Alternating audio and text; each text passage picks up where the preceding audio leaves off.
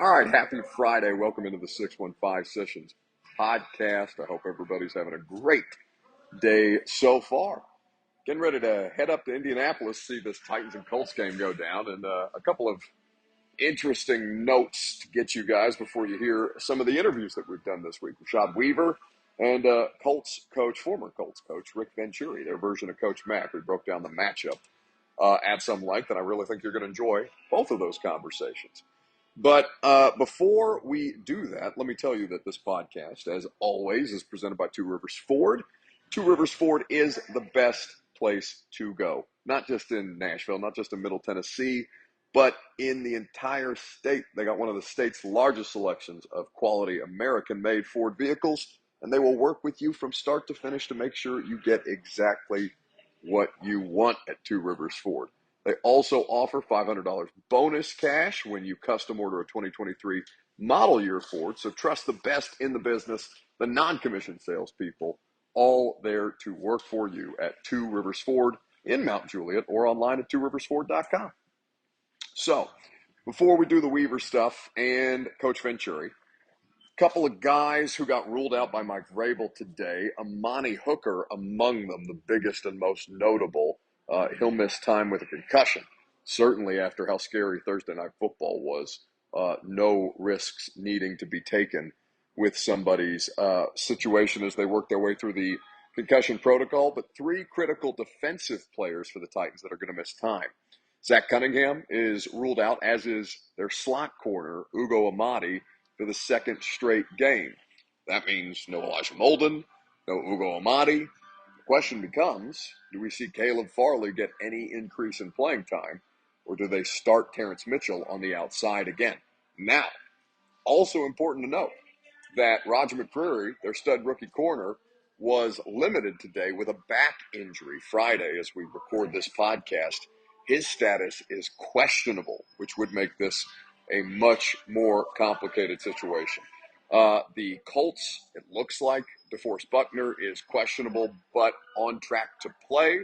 And Darius Leonard, Shaq Leonard, is questionable, but also thinks he might go.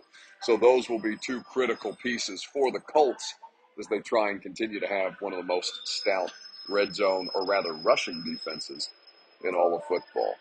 Other than that, you guys know how these trips to Indianapolis go. The Titans have had a lot of success there, though. 3 straight in Indianapolis and 3 straight victories against this franchise outright. It's been a really, really interesting situation to see how the tide has kind of turned in the Titans' favor. Colts have a lot of flaws, as do the Titans. So it's going to be fascinating to see which one of these two comes out of it. Absolutely critical divisional game. The first for the Titans, but even more importantly, the third for the Colts, only 4 weeks in. So we'll see how the game goes. Obviously, we'll do prime time on Sunday night. But first, let's hear from Rashad Weaver, outside linebacker, and Coach Rick Venturi. Now, because it is Colts week, that provides us the opportunity to have somebody whose analysis is as good as it gets. Coach Rick Venturi joins us now on 104.5 The Zone. Coach, always a great pleasure to catch up with you. Oh, same with you, Buck. Always enjoy being on with you. You know it's a big week when I'm on with you, and it's Titans week. I'll be honest with you, we knew this would be a big game, but it's really for both teams turned into a must game. Really, I think the season in some ways for these two teams pivots really on the outcome this weekend. It certainly does in the AFC South, that's for sure. Well, there's no question, and the Colts, having already played several AFC South games to start their season, which kind of puts it into this unique Week 4 kind of critical situation for both of them. I hate that, personally, Coach, just because of the stakes and as it gets more entertaining late in the season, I hate that the Colts and Titans will be done with their series by October 23rd. And I wonder, as a coach yourself and having, looked at the perspective of these guys, like that's got to really frustrate them with critical divisional games on the line as the season gets late. Well, the first 2 weeks were just almost catastrophic here. Now, that was saved by a great performance last Sunday against the Chiefs. And, of course, as you know, we live the lives of we have the shelf life of a fruit fly as coaches and players. And honestly, after beating the Chiefs, now we're back on the upside of it, looking at Tennessee. You're right, that it's really unique. We will have all our AFC South games done by midseason. That's kind of crazy. Obviously, we're off to a bad start with the tie and the loss. And I would say for both teams today, the elephant in the room right now, and I've studied them and I watched them kick our fanny 2 weeks ago, the elephant in the room is Jacksonville. I'm going to tell you, when we walked out of there in Game 17 and we had that meltdown last year, I thought it was just that, a meltdown, karma. They rode the wave. When I walked out of there 2 weeks ago, there was no fluke. That is a really good football team that will challenge for the South. You know, they have made great improvements from coaching, you know, to their player selection, to their development. So it's going to be a real crapshoot here in the AFC South. Former Colts coach Rick Venturi here with us on 104.5 The Zone, breaking down the matchup. But yeah, the Jags, I'm looking forward to talking about them later in the season. The Titans won't see them until December. But for the meantime, this Colts team, Coach, it has been interesting because the defense, particularly against the run, has been spectacular. I thought that front way, it's as good as I've seen them play against Mahomes and the Chiefs, who are not easy to make look mortal. On the offensive side of the ball, though, which is where I'd like to start with you, the offensive line has been utterly perplexing to me, and I wonder what your evaluation of it has been through these first 3 weeks. No, you're right on. You know, our two biggest issues, one of which we fixed, was our pass percentage against. In our first two games, both the Texans and the Jacksonville hit our defense for 72% completions. Now, Gus did a really good job last week. He wasn't stubborn. He really changed up the scheme, and he really did a good job, and we kind of fixed that. The other biggest issue, and this carried all the way through last week, even though we won it, we won in spite of it, not because of it, is we have just had a miserable protection, the ability to protect, and really the ability to run it. I mean, who really would have thought that the Titans and the Colts would be playing with one team having the 23rd best rushing team and one being the 29th? I mean, so bizarre. That is bizarre. But we have had a miserable time. We haven't established a run. Teams have given us heavy defenses and stopped Jonathan on first down, and then they brought the heat, and we've been beat both physically up front. We struggle at left tackle with Pryor. We struggle with Pinter at right guard. They've been exposed talent-wise. But, yeah, everybody has those issues. Tennessee has those issues when they get behind. But our biggest issue, and the thing that is most troubling to me, I do believe it's fixable, is that we have just had terrible blitz coordination. We have had free blitzers from all over.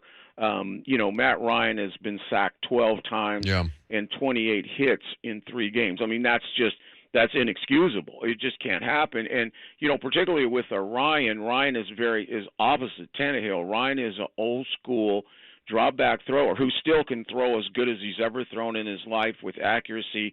He's not a statue, but he's not an avoider. He's not a guy who threatens the edge. And so you're going to attract blitzes. I knew that in the summertime. I said the key to this season would be protecting Ryan because they're going to try to get after him. And so, we've just done a very, very poor job of that. And if we don't fix it, we're going to be in trouble because Tennessee and everybody else in this league, it's a copycat league. Everybody is going to come after you until you stop it. And so, really important, I think some keys this week. I think one of the biggest keys, is which team can stay ahead of the count. I don't think either team plays well from disadvantage at all. And I think whoever can stay ahead in the count is probably going to win this game. I mean, the Titans' biggest issue has been, at least coming off of last week's game, playing with the advantage. Closing that game out in the second half was a nightmare situation for them, scoring 24 points and then coming away with 0 in 2 quarters to kind of keep their thumb on the Raiders. But we'll get to them and the guy you call the Iron Horse here in just a little bit. What I look at with Matt Ryan, though, Coach, and maybe this is a product of the protection issues, but he also, to me, does not seem quite comfortable with his new receivers just yet. He's a 37-year-old quarterback. He's a veteran. He's dealing with protection issues, and he's playing in a new system. So this is all, fairly reasonable to expect given the circumstances that we now have in hand. But I wonder what you've made of Matt Ryan and these young receivers as they try to get the offense into a more fluid situation. Well, what I'm hoping is that some of that got fixed in the last 4 minutes of the game. We were really uneven offensively, but in the last 4 minutes and 38 seconds, we put together one heck of a drive to go down and win it. You point out your points are accurate. I mean, if you watched our preseason, I watched every practice, every game. 80% of the 11-on-11 drills, be it team 7-on-7, 80% of it went to Pittman. I mean, there wasn't any doubt. It was almost like, is there anybody else on this team other than Jonathan run it and Pittman catch it? And people can stop you with those two dimensions alone. And now, though, I hope, and this is my hope because I have great faith in both guys. I wanted Chris to draft both guys. Is Pierce really asserted himself last week? Yeah. He had 3 catches. And what Pierce can do that we haven't had here in a long time, really since Hilton's prime, is we haven't had a guy that can stretch a defense on the outside of the numbers. Even Pittman is very, very solid, but he's an inside scheme-dependent guy. On the outside now, Pierce with that 4.1 speed, and that is legitimate football speed, 4.41, he can basically climb on top of you.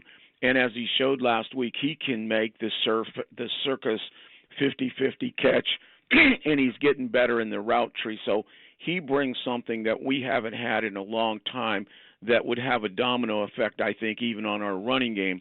And then the young kid, Jelani Woods, really had 2 big catches for touchdowns, including the game winner. And he's another big talent who can stretch the field interior-wise. He's 6'6", he's about 260, but he's a 4.61. I mean, he can stride, and with all that range and that length that he has, that, cliche catching radius, he's a real threat in that red zone, and he caught 2 red zone touchdown passes, including the game winner, and he stretched for them. So, I want to see that change. If we revert back to Pittman alone, it will be our death knell. If we continue to bring these young kids along, and as I said after the game, it was a great confidence for those 2 games. But just to validate the point you made earlier, I said, but as importantly, it was a big confidence getter in those guys for Matt Ryan. And so, again, it's all about balance in this league. You know that. I mean, I was happy when A.J. Brown left the building because he was always the Colts killer. I mean, when we would line up everybody and his brother to stop the Steel Horse, all of a sudden it was A.J. Brown. I don't know how many big plays he's had against us over the years. Rashad Weaver going to join us here in just a moment. He's leading the team in sacks right now.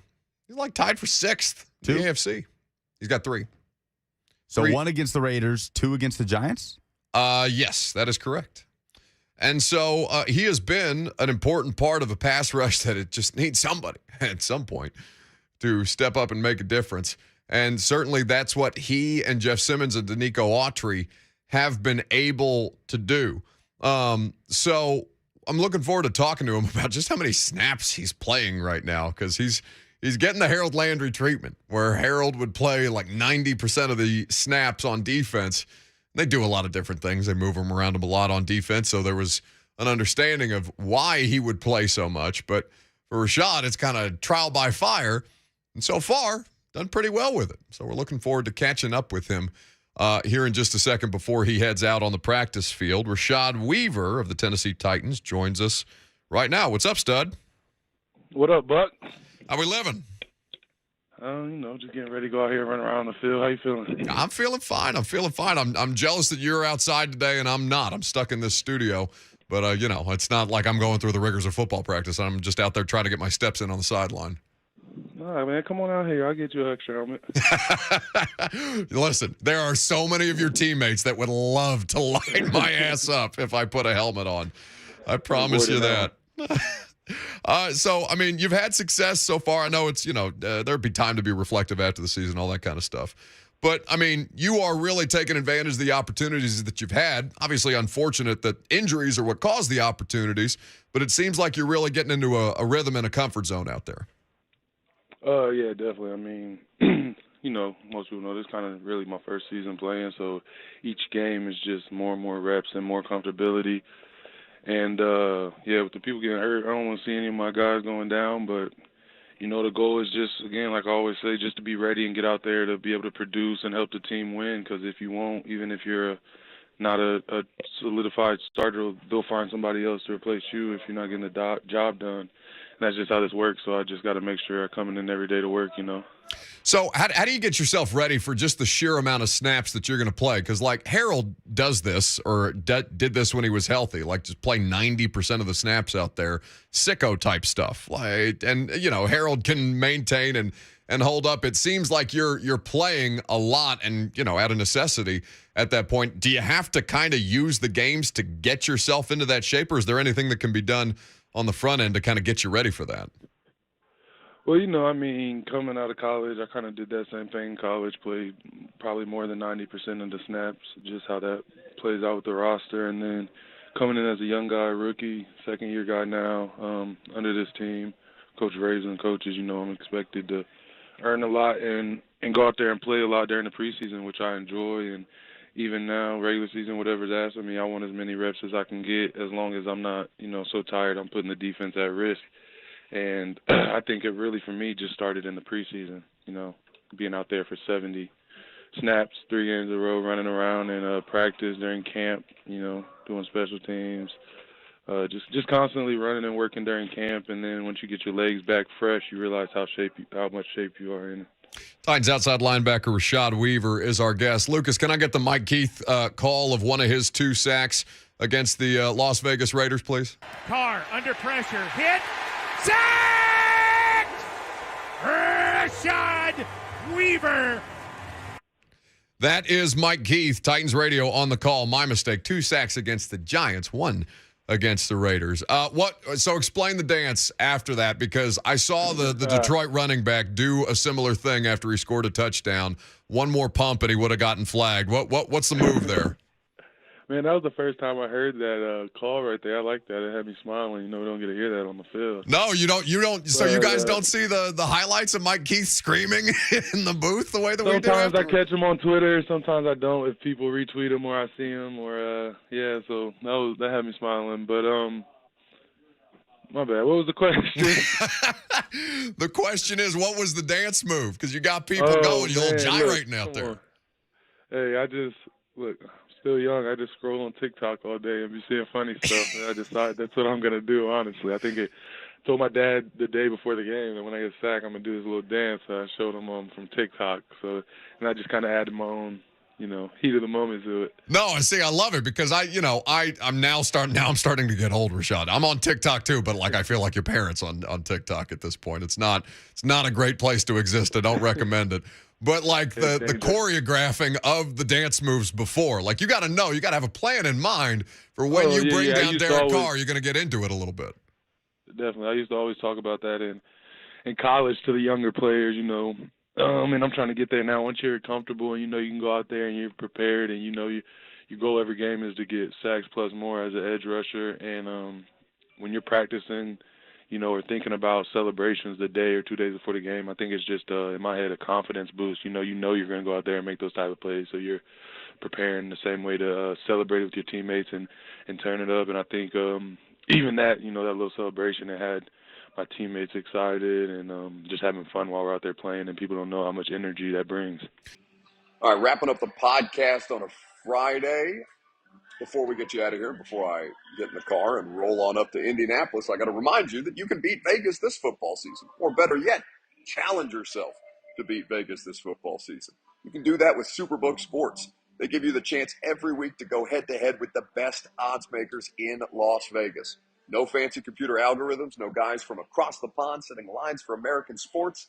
Just the best team of odds makers in the business behind the counter at the Superbook in Las Vegas. Plus, Superbook features some of the best odd boosts and promo bets anywhere, both locally and nationally. So download the Superbook Sports app or visit superbook.com and start your battle against Vegas today. Superbook.com for terms and conditions. Gambling problem? Call the Tennessee Red Line, 1-800-889-9789. That's going to do it for us. Chat again next Friday. We'll see how this thing goes. Catch you on Sunday night in the stadium at Lucas Oil, 7 o'clock Central Time, because I'll be on Eastern Time. So we'll bump the show up an hour early. We'll have a full reaction to whatever goes down at Lucas Oil Stadium. See you guys.